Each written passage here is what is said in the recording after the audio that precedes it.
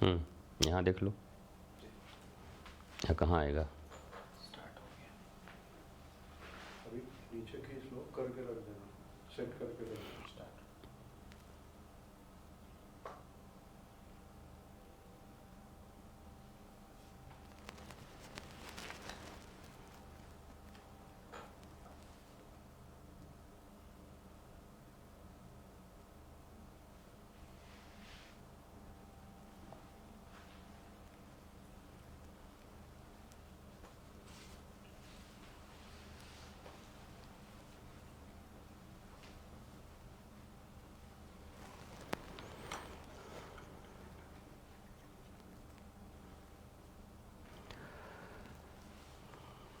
कृष्णाय वासुदेवाय हरये परमात्मने प्रणतक्लेशनाशाय गोविन्दाय नमो नमः।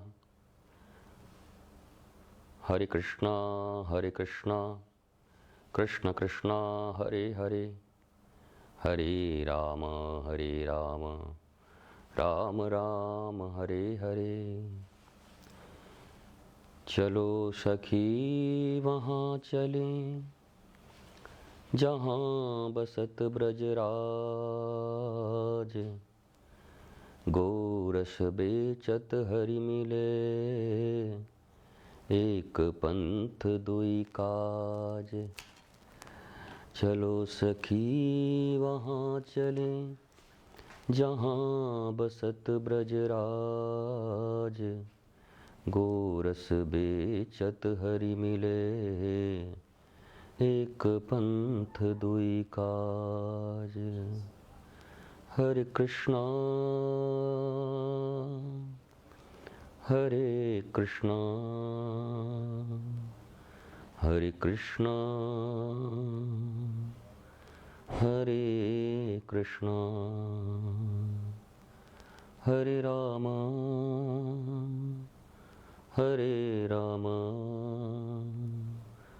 राम राम हरे हरे।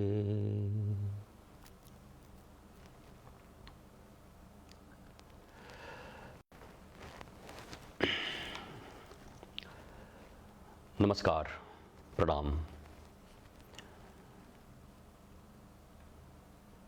दैनंदिन चलने वाली ये सत्संग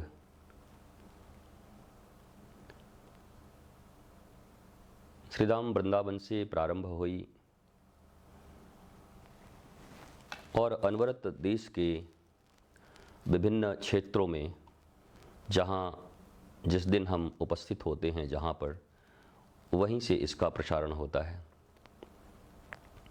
परंतु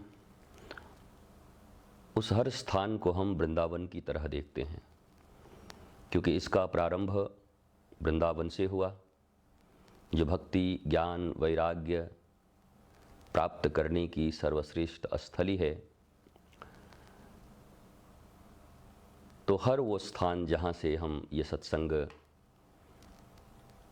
प्रसारित करते हैं, आपके साथ हम वार्ता करते हैं, उस स्थान को हम वृंदावन की तरह ही अनुभव करते हैं।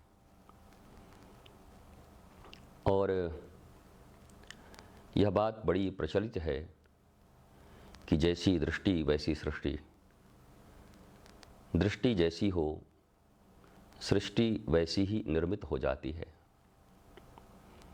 वृंदावन में वृंदावन को देखना भी बहुत बड़ी बात है, क्योंकि वृंदावन में रह के भी वृंदावन को देख पाना और श्री धाम की महिमा को समझ पाना और चेतना के उस स्तर पे रहना, मन वाणी कर्म से श्री धाम के नियमों का पालन करना अत्यंत कठिन होता है।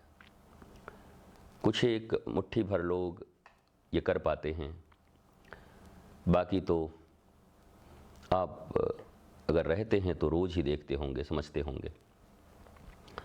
और फिर मन में अगर श्री कृष्ण हों, राधा हों, उनका उत्कट प्रेम हो आपके हृदय में,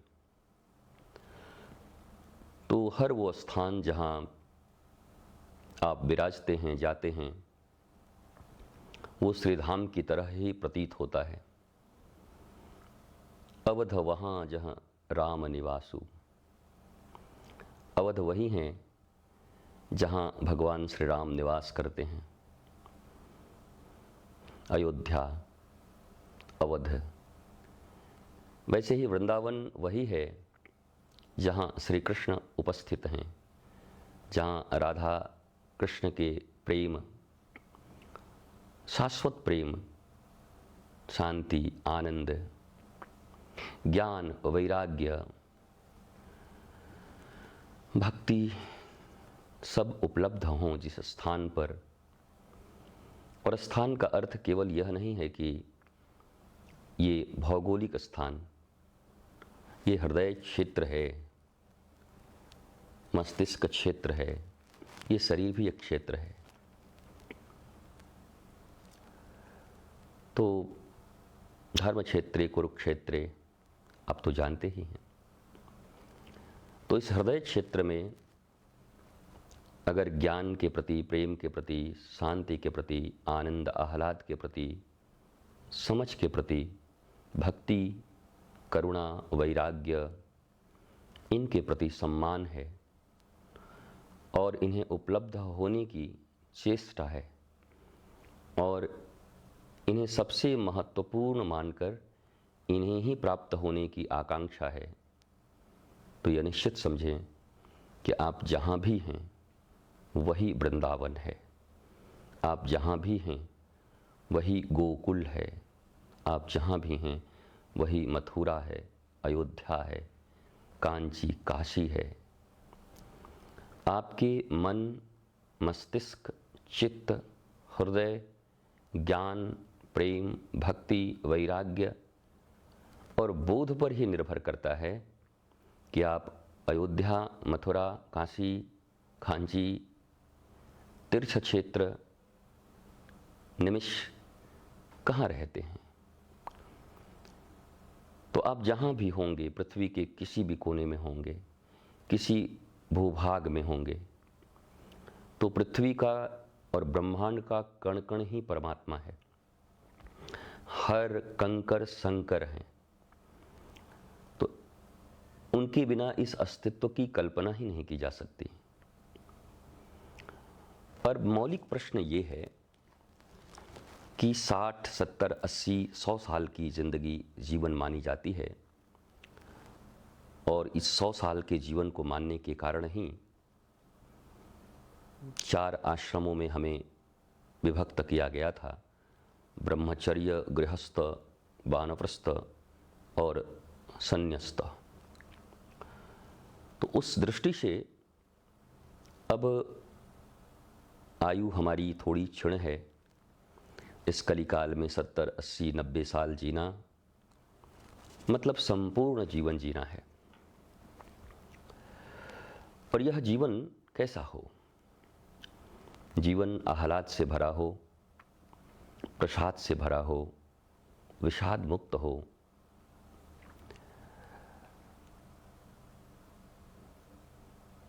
शांति, प्रेम, वैराग्य, इन सब का स्थान आपके हृदय और आपके जीवन में हो। कभी कभी ऐसा लगता है कि इतनी विराट ये दुनिया है, ये संसार है और इसमें सब अपने अपने अनुसार प्रयत्न कर रहे हैं और वो प्रयत्न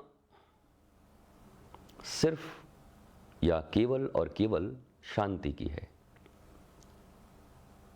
या देवी सर्वभूतेषु, अभी नवरात्रा में आप सबों ने सुना होगा, गाया होगा। शांति रूपेण, शांति रूपेण, भ्रांति रूपेण, कांति रूपेण संस्थिता नमस्तस्यै नमस्तस्यै नमस्तस्यै नमो नमः। तो कुल मिलाकर अगर एक जगह पर पिन पॉइंट की जाए पूरे जगत की, द होल वर्ल्ड कि सबकी डिज़ायर्स क्या हैं, इच्छाएं क्या हैं, तो आप, मैं और सारी दुनिया इस बात पे सहमत हो जाएगी कि सबके पिन पॉइंट एक हैं, कॉमन मिनिमम प्रोग्राम। चाहे आप लीडर हों, टीचर हों, प्रीचर हों, कंडक्टर हों, कॉन्ट्रैक्टर हों, कुछ भी हों, आप रशिया में हैं, आप इंग्लैंड में हैं, आप अमेरिका में हैं, भूटान में हैं, भारत में हैं, चाइना, पाकिस्तान में हैं, जापान में हैं, यति में हैं, कहीं भी हैं, मनुष्य हैं, आपकी चाहत क्या है? एक और केवल एक, क्या है? आनंद, आनंद और आनंद। अगर 1 to 10 भी कहें तब भी आनंद, आनंद, आनंद, आनंद, आनंद। आनंद में ही शांति, आनंद में ही प्रेम, आनंद में ही सब कुछ समाहित है। अलग से बहुत नाम लेने की जरूरत नहीं है, आवश्यकता महसूस नहीं होती। शांति भी हो, प्रेम भी हो, आनंद भी हो, त्याग भी हो। क्या करेंगे त्याग? बिना त्याग के ही अगर मैं पूर्णानंद में हूँ, दैट्स ऑल। वैराग्य शब्द मैं नहीं जानता, कोई फर्क नहीं, पर मैं आनंद में हूँ, ब्लिसफुल हूँ, ब्लिसफुल लाइफ को मैं होल्ड करता हूँ, ब्लिसफुल लाइफ को मैं जी रहा हूँ। देन फिर मेरे लिए शब्दों की कोई कीमत नहीं रह जाती, फिर मेरे लिए तरीकों का कोई कीमत नहीं रह जाता, फिर मेरे लिए किसी भी वस्तु या कोई भी तरीके की कोई बहुत अहमियत नहीं रह जाती जीवन में, क्योंकि मैं ब्लिसफुल हूँ। इसलिए जब कभी प्रश्नों के जंजाल आपके मस्तिष्क में बहुत बढ़ जाएं और अनेकानेक प्रश्न आपको परेशान करने लगें, बहुत सी समस्याएं आपको ग्रसित करने लगें, आपके ओवर थिंकिंग का मामला आजकल तो बहुत है ना गुरुजी। ओवर थिंकिंग से कैसे हम बाहर निकलें? ओवर थिंकिंग थिंकिंग ही इतनी खतरनाक है, ऊपर से ओवर थिंकिंग।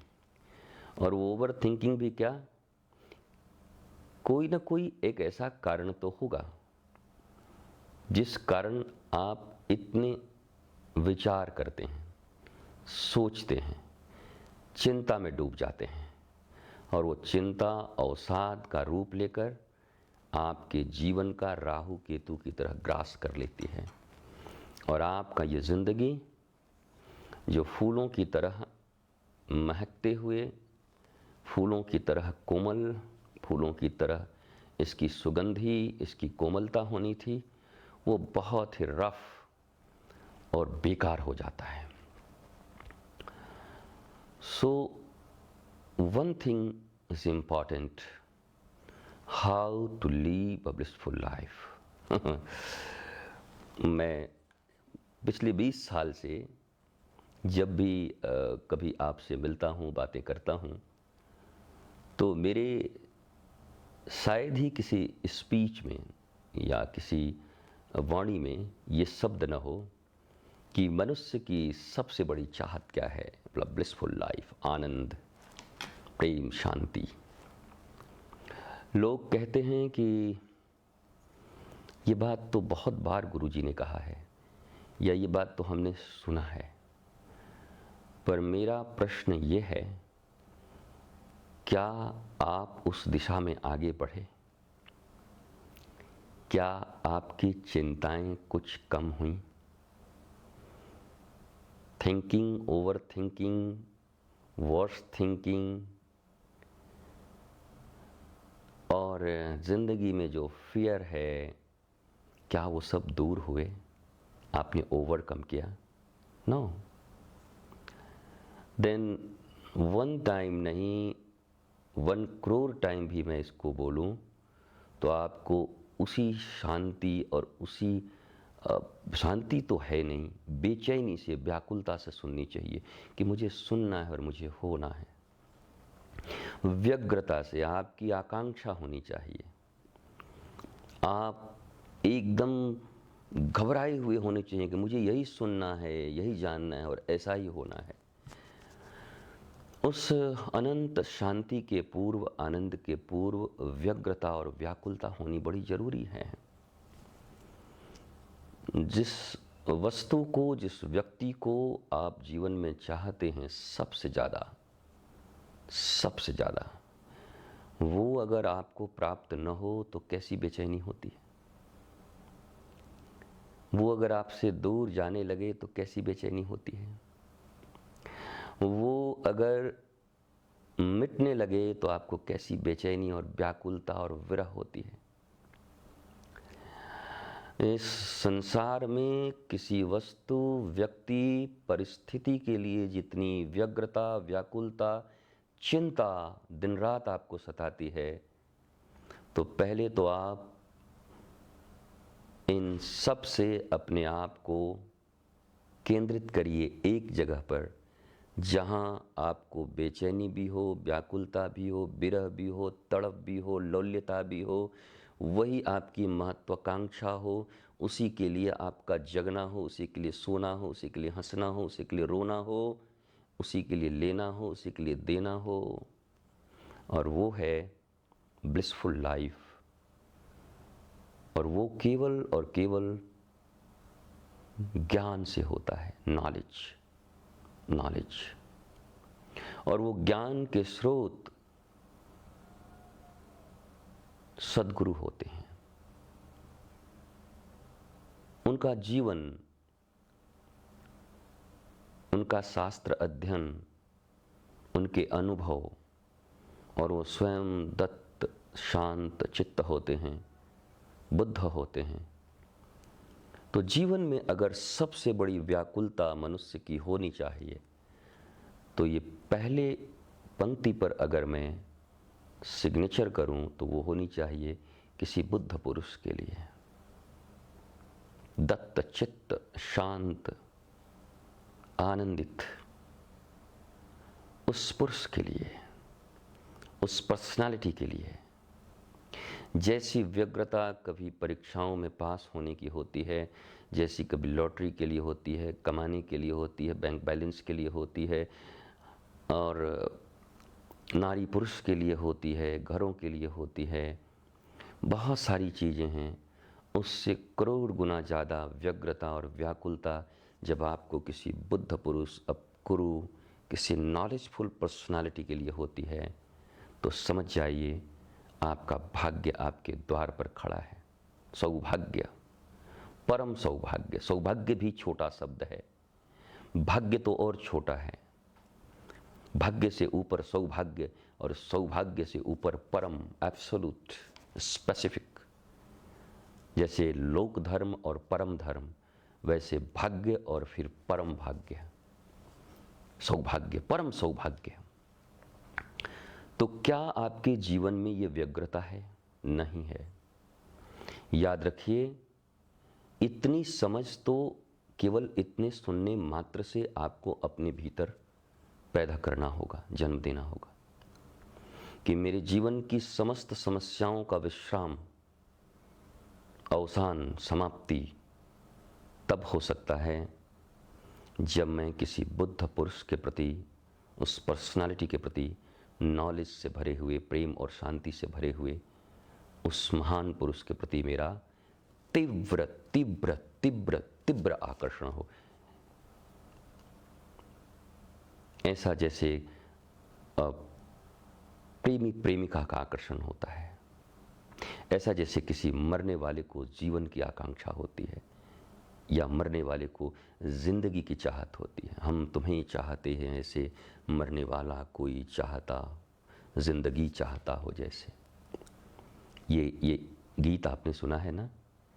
तो ऐसी चाहत, जैसा ठाकुर रामकृष्ण परमहंस ने एक मनुष्य को गंगा जी में डुबो कर ये अनुभव दिलाया कि अब तुम्हारी चाहत जैसे जिंदगी की है, उतनी ही चाहत ईश्वर और गुरु के लिए होगी। तो ये जितनी भी समस्याएं, चिंताएं, अवसाद, विषाद हैं, उन सब से, उनके दिए ज्ञान और उनके दिए प्रबोध से तुम ऊपर उठ जाओगे, और शांत चित्त होकर स्वयं भी महकते रहोगे, खिलते रहोगे और लोगों को भी सुगंध प्रदान करते रहोगे। तो कुल मिलाकर आप समझ गए होंगे कि आपकी आकांक्षा, आपकी तीव्रता, आपकी चाहत संसार की कोई वस्तु नहीं, कोई एप्पल का मॉडल नहीं, कोई मर्सिडीज के मॉडल नहीं, कोई बड़े बड़े हाउस, रो हाउस, बंगलो, कपड़े, ये सब चीज़ें नहीं लेनी, ऐसा नहीं कहते। ये सब तो राजा अम्बरीश के पास भी था, पर वो कैसे दत्तचित्त शांत अपने गुरु और गोविंद के लिए हैं, उनके जीवन में दुख नहीं है। सत्कर्म करते हुए भी दुर्वासा जैसे महर्षि ने उनको श्राप दिया, उन पर क्रोध किया, फिर भी वो बेफिक्र निश्चिंत थे। क्यों? क्योंकि उनके हृदय में गुरु और गोविंद के लिए अनंत प्रेम और शांति थी। इसलिए वो जानते थे कि प्रज्ञा और बुद्धत्व के जिस स्थान पर, पराकाष्ठा पर वो बैठे हुए हैं, वहाँ चिंताएं टिकती नहीं हैं। हम तो चिंताओं के ही घर हैं, हम तो समस्याओं के ही समूह हैं।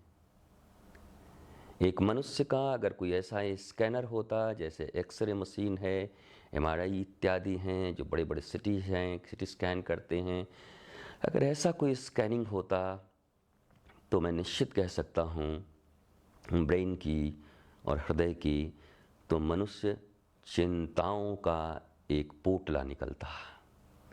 8 अरब की जनसंख्या में शायद मुट्ठी भर लोग छोड़कर बाकी 7 अरब, पता नहीं, कुछ मुट्ठी भर, लाख 2 लाख हो सके तो बड़ी बात, 10 20 50 हो भी तो कोई ठीक नहीं, उतने भी हो सकते हैं। बाकी सब चिंताओं के और समस्याओं के पोटली हैं। आपने देखा है ट्रेनों में कभी वो पोटलियां बांध करके लोग मस्तक पे लेके जाते हैं सड़कों पर, तो उसमें बहुत छोटी छोटी चीज़ें, ये या प्लास्टिक वाला जो ले जाता है बोझ बांध कर। तो अगर ऐसा कोई स्कैनर होता तो आई एम डैम श्योर मनुष्य के भीतर से केवल चिंताएं निकलती, चिंताओं का एक समूह। वो शब्द बहुत अच्छा नहीं होगा, पर जैसे किसी जख्म में कीड़े पड़ गए हों, या किसी वस्तु जो विकृत हो गई हो, सड़ गई हो, उसमें कीड़े पड़ जाते हैं, बस वही चिंता के कीड़े हमारे भीतर मिलेंगे, नथिंग एल्स। इन 70-80 साल के जीवन में केवल चिंता, चिंता, समस्या, समस्या, अवसाद, विषाद, nothing else. Is it life? क्या यही जीवन है? क्या इसके लिए ये कहा गया कि इतना दुर्लभ है मनुष्य का शरीर? मुझे पक्का पता है अगर पशुओं से हमारी तुलना की जाए तो मनुष्य के कंपैरिजन में पशुओं को चिंता बहुत कम होती है, अवसाद, विषाद कम होते हैं, डिप्रेशन, टेंशन कम होते हैं, लोभ, लालच। अभी मैंने जब हम श्रीशैलम गए, भगवान भोलेनाथ का दर्शन किया, ज्योतिर्लिंग का, और वापस आते थे तो किसी एक जगह पर हमने एक छोटी सी वीडियो बनाई, वो शेर को लेकर, बाघ को लेकर, कि मनुष्य और इसमें क्या अंतर है। इसे जब भूख लगती है तभी ये शिकार करता है, पेट भरा हो तो ये चुपचाप रहता है, संचय नहीं करता, चिंता नहीं करता कि कौन से बैंक में गड्ढे करके और 500 लोगों को मारकर पशुओं को और जमा कर दें और धीरे धीरे खाएंगे। वो भी तभी आक्रमण करता है जब उसे भूख लगती है, बस उसके बाद वो शांत है, दत्तचित्त। पर क्या यही बात आप अपने लिए कह सकते हैं? पर क्या यही बात इन 8 अरब लोगों के लिए कही जा सकती? नहीं है, क्योंकि हम कभी वर्तमान में नहीं जीते। मनुष्य ऐसा है, या तो पास्ट में जीता है या वो भविष्य में जीता है, और जिसके कारण आनंद का एकमात्र सूत्र वर्तमान में जीना है, उससे वो चूक जाता है। पास्ट को लेकर उसके भीतर में अनंत अनंत विचारधाराएं, कलुषित कुपित विचारधाराएं आती हैं। उससे बदला लूँगा, उसको ये करूँगा, उसको यहाँ ले जाऊँगा, उसने मेरे साथ ये किया, उसमें वो बर्बाद हो जाता है। या तो फिर भविष्य की चिंता में रहता है, मेरा क्या होगा, मुझे इतना बनाना है, मैं ये करूँगा, पर वर्तमान में नहीं जीता। पशु वर्तमान में होते हैं, उन्हें अभी के अभी बस। और जब मनुष्य को विवेक मिला तो इसलिए मिला कि वर्तमान में रहते हुए उस परम बोधवान महापुरुष की तरह हो जाएं, जहाँ सदा मुस्कुराहट हो, आनंद हो, आह्लाद हो। बल्कि आपके औरे के भीतर कोई आ जाए, बुद्ध के औरे के भीतर खतरनाक मौत का खेल खेलने वाला उंगलीमाल भी परम शांत हो जाता है।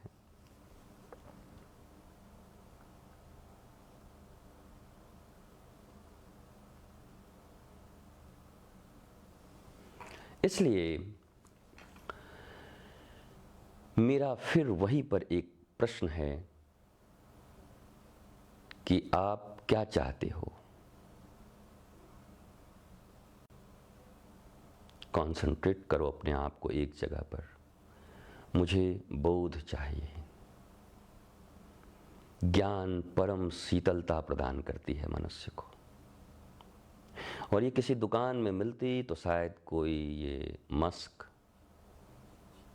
और फिर अंबानी जी और मित्तल जी और ये इतने लोग हैं, उन्होंने छोड़ा नहीं होता, सब खरीद ले गए होते। पर ये तुम्हारी प्रबल चाहत, प्रबल इच्छा, बी कॉन्सेंट्रिक, केंद्रायित होकर जब एक ही चीज़ की डिमांड, बिल्कुल लैला मजनू की तरह, जैसे मजनू लैला के लिए ही है और लैला मजनू के लिए है, उससे भी ज़्यादा जब आपकी चाहत बुद्धत्व की हो, ज्ञान की हो, और उसके स्रोत कौन? बोला सदगुरु, the living master, the knowledgeful master. बस आप समझो आपका काम बन गया। ये रोज रोज की इच्छाएं, ये रोज रोज की समस्याएं, ये रोज रोज की चिंताएं, और रोज रोज उसका निवारण, और रोज रोज नई चीज़ों के खोज, कब तक खोजोगे, कब तक लाओगे? तुम्हारा ये शरीर समाप्त हो जाएगा, कोशिकाएं डेड हो जाएंगी, सेल्स समाप्त हो जाएंगे, और एक दिन इन शरीर को या तो कीड़े खा जाएंगे या अग्नि में भस्म हो जाएगी। उसके पहले चिंताओं से मुक्त नहीं हुआ जा सकता। वो केवल और केवल प्रज्ञावान और आत्मज्ञानी होने से हो सकता है। मैं कौन हूँ? और ये उनके प्रेम में पढ़कर ही जाना जा सकता है। इसलिए जिंदगी की अगर कोई पहली प्रायोरिटी है तो केवल और केवल, जब मेरे गुरुजी से कोई दूर जाने लगा, अमेरिका रिहाउजर मैन, उन्होंने पूछा मैं क्या करूं? एक शब्द मेरे लिए कह दीजिए, लव मी एंड सर्व मी। कितनी सेल्फिश बातें लगती है ना कि कोई कहता है मुझे प्रेम करो और मेरी सेवा करो, बट वो मुक्त महापुरुष, आत्मज्ञानी, प्रबुद्ध, प्रबोधवान महर्षि, भगवत स्वरूप, उन्होंने बेहिचक कह दिया, बोला लव मी एंड सर्व मी। बस तुम्हारा काम हो जाएगा, जानत तुम्हें हो जाएगी, तुमको जानते जानते तुम्हारे जैसा ही हो जाएंगे, बुद्ध हो जाएंगे। वैसे मैं भी आपको कहता हूं, किसी परम पुरुष के, किसी लिविंग आइडियल के, किसी परम ज्ञानी प्रेमी के प्रेम में पड़ जाइए। और आजकल एक बड़ा शब्द निकला हुआ है, I miss you, I am missing you, I am badly missing you. Badly शब्द लिखते हैं ना, बैडली, बहुत बुरी तरीके से, भयानक रूप से, खतरनाक रूप से मैं आपको मिस कर रहा हूँ।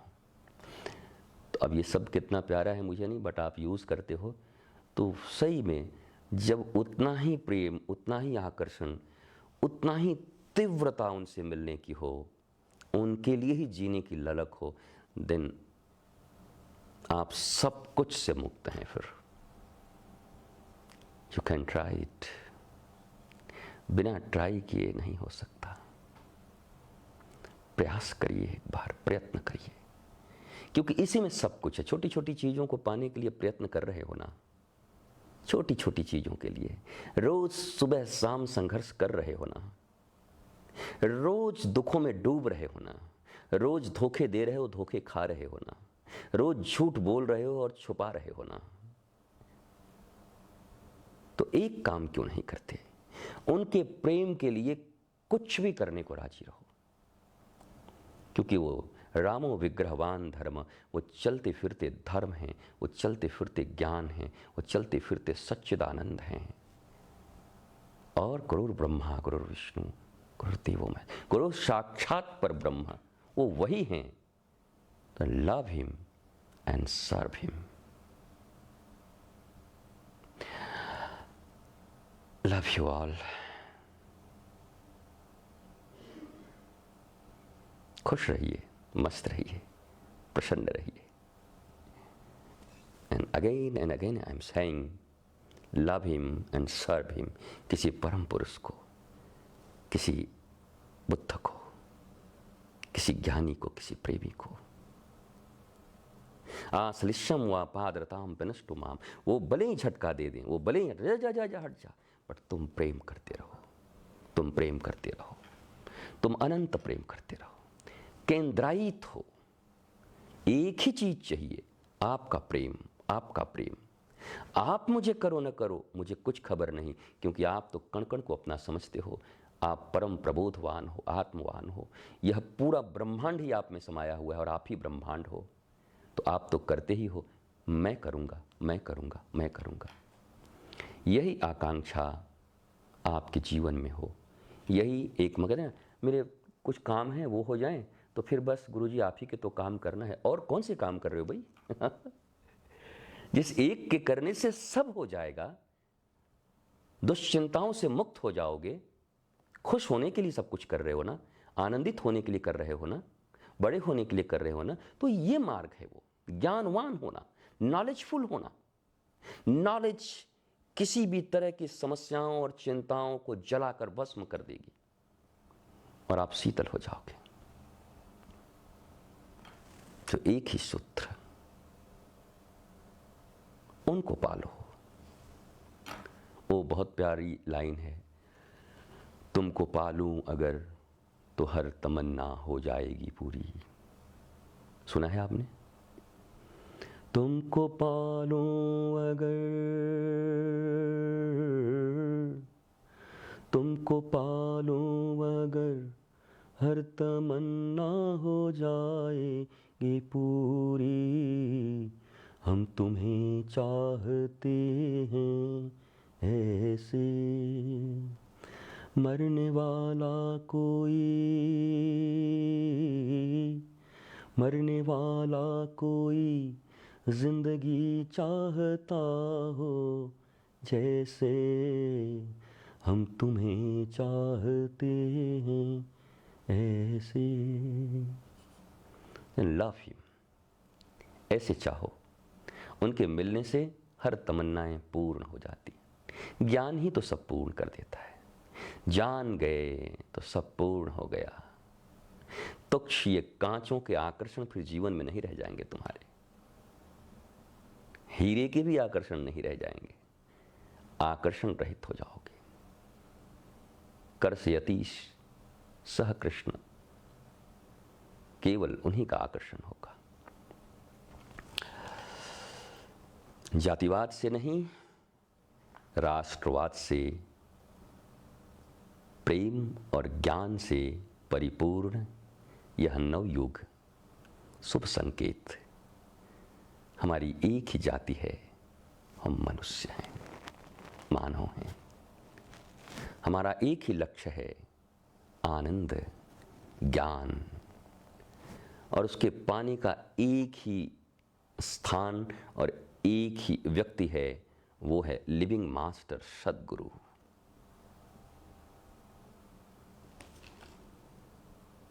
प्रणाम, नमन, बंदन। जाते जाते दो लाइन मेरे साथ।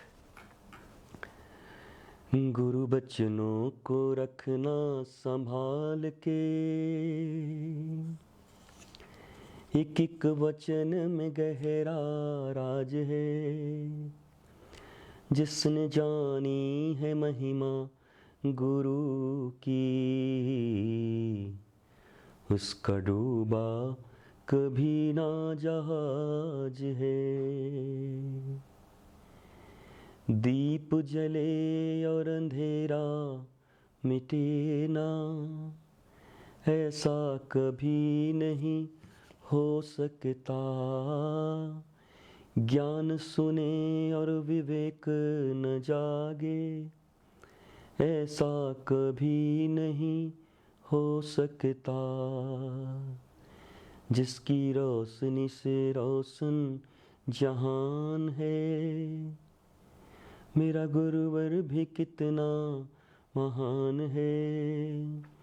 जिसने जानी है महिमा गुरु की, उसका डूबा कभी ना जहाज है। अरे भैया मैं तो गा ही रहा हूँ।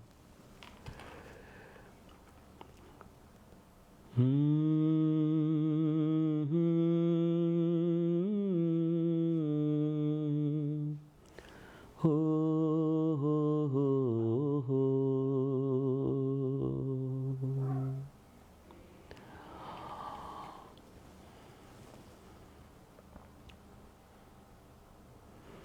ठोकर लगे और सतगुरु ना संभाले, ऐसा कभी नहीं हो सकता। जब हम पुकारें और वो ना आए, ऐसा कभी नहीं हो सकता। उसके हाथों में सौंप दे हाथ तू, वो तो अंग संग तेरे ही साथ है। जिसने जानी है महिमा गुरु की, उसका डूबा कभी ना जहाज है। गुरु परिपूर्ण समर्पित तो हो जा, धोखा कभी नहीं खा सकता। गुरु परिपूर्ण समर्पित तो हो जा, धोखा कभी नहीं खा सकता।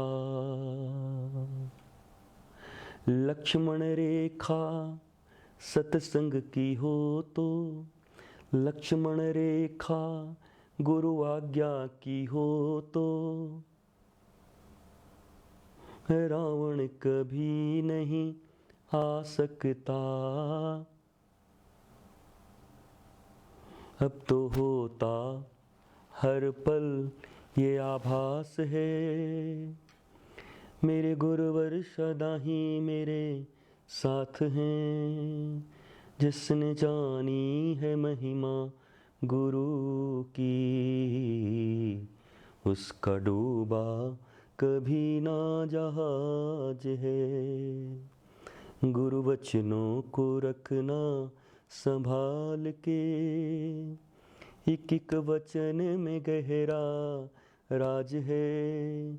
जिसने जानी है महिमा गुरु की, उसका डूबा कभी ना जहाज है। उसका डूबा कभी ना जहाज है। जय जय श्री राधे, जय जय श्री राधे, जय जय श्री राधे। नमः पार्वती पतये, हर हर महादेव। शंभो शंभो शंभो।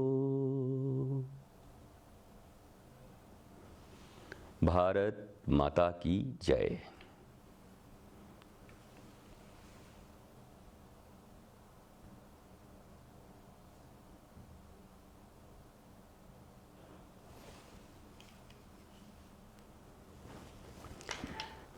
आपके बहुत सारे प्रश्न आते हैं, हम जवाब दिया करेंगे। आज होगा तो कल देंगे, कल ऐसे करके देते रहेंगे।